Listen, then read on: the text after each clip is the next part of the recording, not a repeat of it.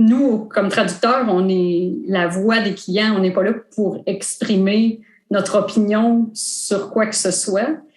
Donc, on ne peut pas se positionner politiquement et mettre dans la bouche du client des mots qu'il n'aurait pas nécessairement. Donc, c'est quand même assez délicat.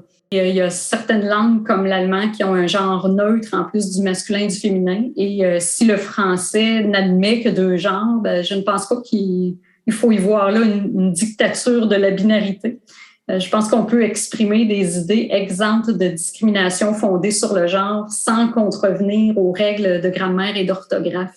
Et c'est là qu'interviennent les stratégies de formulation neutre. L'Office québécois de la langue française déconseille l'emploi d'une note comme pour ne pas alourdir le texte, le masculin est utilisé comme générique et désigne donc aussi bien les femmes que les hommes.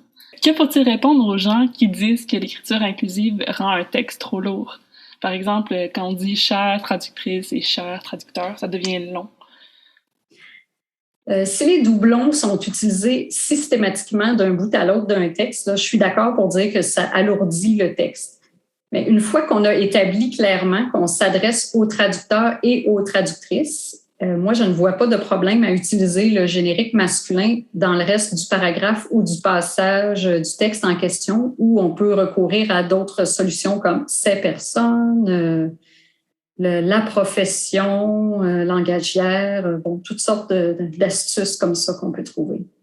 C'est un raccourci qu'on prenait allègrement jadis, d'écrire une petite note comme ça au début d'un document. Mais il faut être de son temps et recourir aux stratégies de formulation neutre et il faut exploiter les ressources de la langue qui sont nombreuses quand même. Que pensez-vous des doublets abrégés?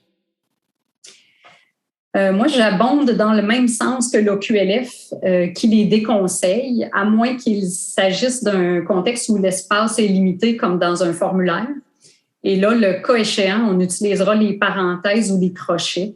Quant au point médian que l'on voit de plus en plus sous l'influence de la France, c'est un symbole typographique qui est absent du clavier français et qui est souvent remplacé par le point, ce qui cause des difficultés de lecture et de prononciation, et sans compter le problème de la segmentation des textes par les outils de traduction assistée par ordinateur. On risque de se retrouver avec des gros problèmes si on essaie de juste verser des textes comme ça dans nos mémoires ou nos bitextes.